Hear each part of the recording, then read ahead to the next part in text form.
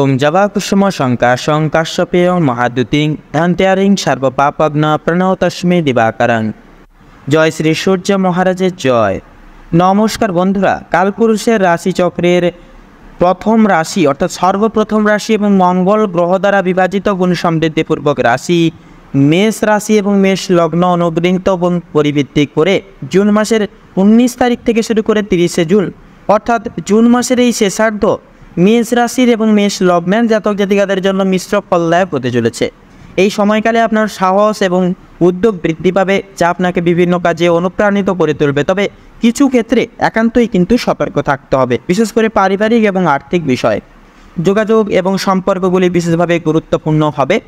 তো এই বিষয়ক তত্ত্বে মেষ লগ্নের ক্ষেত্রে 19শে জুন থেকে 30শে জুন বিভিন্ন গ্রহের অবস্থান এবং গোচর সম্পর্কে আমরা এবারে জেনে নেব, আলোচনা করব। তো প্রথমেই থাকছে রাহু।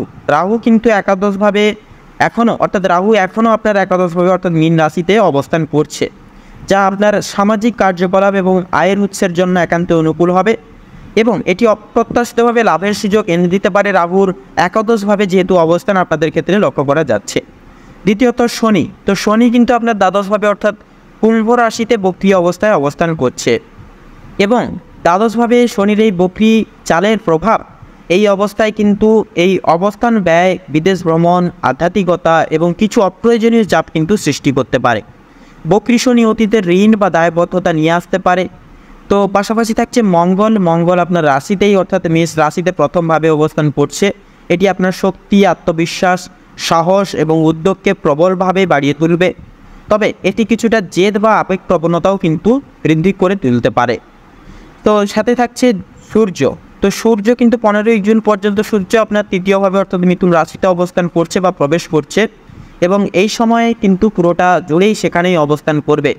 তৃতীয়ভাবে সূর্যের অবস্থান এবং সূর্যের তৃতীয়ভাবে ফলপ্রাপ্তির প্রভাবের ফলপ্রাপ্তির কারণে কিন্তু আপনাদের যোগাযোগ, ছোট ভ্রমণ, ভাই বোন এবং সাহসিকতাকে প্রভাবিত করবে। এটি আপনাকে আত্মবিশ্বাসের সাথে আপনার মতামত প্রকাশ করতে অনেকটাই উৎসাহিত করে তুলবে। পাশাপাশি থাকছে বুধ।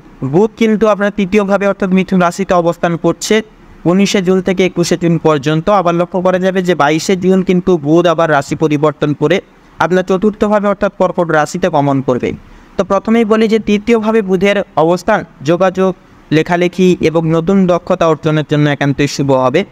22শে জুনের পর চতুর্থভাবে বুধের অবস্থান ঘরোয়া পরিবেশ এবং মাতৃ সম্পর্ক এবং স্থাবর সম্পত্তির উপর বিশেষভাবে প্রভাব ফেলবে। তো পাশাপাশি দেখছে বৃহস্পতি। তো বৃহস্পতি আপনার তৃতীয়ভাবে অর্থাৎ মিথুন রাশিতে অবস্থান করছে।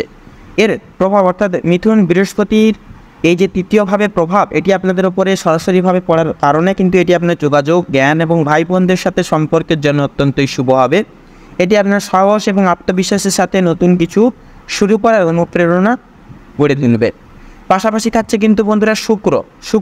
19শে জুন থেকে 28শে জুন পর্যন্ত শুক্র আপনার দ্বিতীয়ভাবে অর্থাৎ বৃষ রাশিতে অবস্থান করবে এবং এর দ্বিতীয়ভাবে অর্থাৎ থাকার কারণে শুক্র এবং দ্বিতীয় ভাব আপনাদের উপরে এসে পড়ার কারণে অর্থ, পরিবার এবং বাচনভঙ্গিকে প্রভাবিত করবে। এটি আর্থিক লাভের জন্য একান্তই শুভ হবে। তো আবার 29শে জুন শুক্র আবার রাশি পরিবর্তন করে আপনার তৃতীয়ভাবে অর্থাৎ মিথুন রাশিতে প্রবেশ করবে। তো তখন আবার তৃতীয়ভাবে শুক্রের অবস্থান পরিবর্তনের কারণে ভাই বোন এবং যোগাযোগ এবং ছোট্ট ভ্রমণকে কিন্তু জন্য একান্তই শুভ ফল দিয়ে তুলবে। সাথে থাকছে কেতু। কেতু কিন্তু আপনার সপ্তমভাবে অর্থাৎ তুলা রাশিতে অবস্থান করছে, যা কিন্তু অংশীদারিত্ব, বিবাহ এবং জনসাধারণের সম্পর্কের ওপর প্রভাব ফেলবে, জোর ফেলবে। এটি এই ক্ষেত্রগুলিতে কিছু অপ্রত্যাশিতভাবে, অপ্রীতিকরভাবে পরিবর্তন বা নতুন অভিজ্ঞতা নিয়ে আসতে পারে। তো এবারে আমরা মূলত আরও ব্যাখ্যাভাবে এবং আরও বিস্তারিতভাবে আলোচনা করব বিভিন্ন ক্ষেত্রে এর সম্ভাব্য প্রভাব এবং নিবিড়ন সম্পর্কে।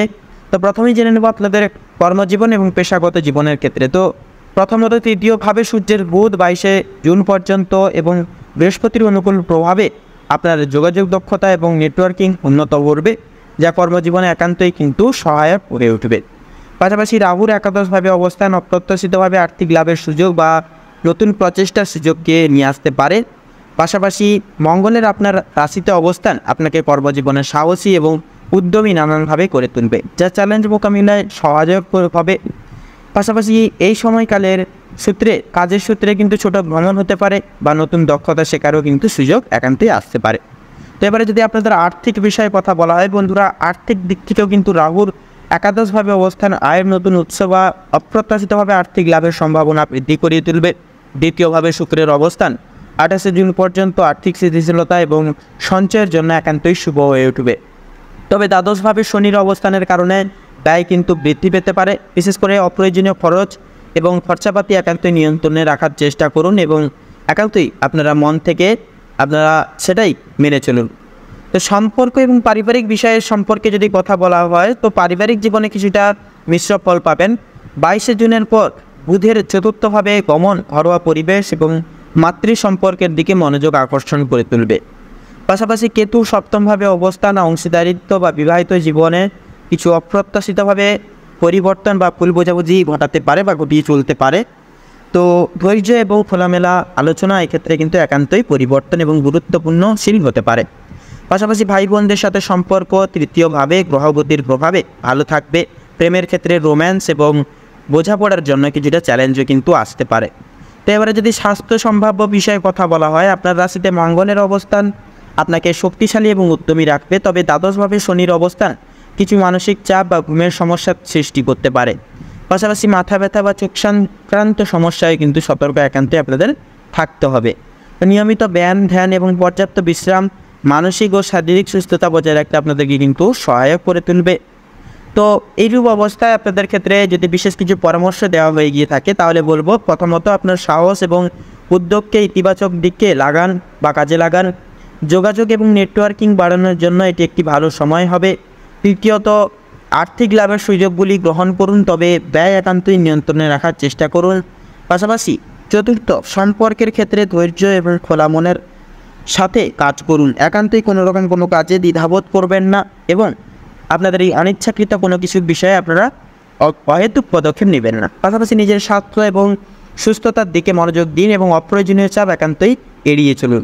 তো সারসংক্ষেপে জুন মাসের 19 তারিখ থেকে শুরু করে জুন মাসের আবার সেই 30 তারিখ পর্যন্ত মেষ রাশির জাতক জাতিকাদের জন্য এটি একটি গতিশীল সময়। কর্মজীবনের সুযোগ, আর্থিক লাভ এবং ব্যক্তিগত উদ্যোগে অগ্রগতি হতে পারে। তবে পারিবারিক জীবনে এবং সম্পর্কের ক্ষেত্রে কিছু চ্যালেঞ্জের জন্য কিন্তু আপনাদেরকে প্রস্তুত থেকে চলতে হবে। তো সেহেতু বন্ধুরা, মেষ রাশি এবং মেষ লগ্ন পরিগৃহীত এবং ভিত্তি করে সম্ভাব্য এই সময়কালের নেতৃত্বে আপনাদের ক্ষেত্রে বিচার বিবেচনা করে যদি শুভ সংখ্যা বলা হয়ে গিয়ে থাকে, তাহলে হবে 9 থেকে 18-র মধ্যে প্রত্যেকটা সংখ্যাগুলি। শুভ দিক পূর্ব এবং পশ্চিম, শুভ রং সাদা এবং কমলা, শুভরত্ন শ্বেতপ্রবাল এবং মুনস্টোন। তো বন্ধুরা, আপনারা সকলে ভালো থাকুন, সুস্থ থাকুন, সতর্ক থাকুন। ঈশ্বরের কৃপায় আপনাদের জীবনে পরিবর্তন আসুক। জীবনে নানান দিক জুড়ে আপনারা সাফল্য পরিত্যক্ত করে চলুন। নমস্কার।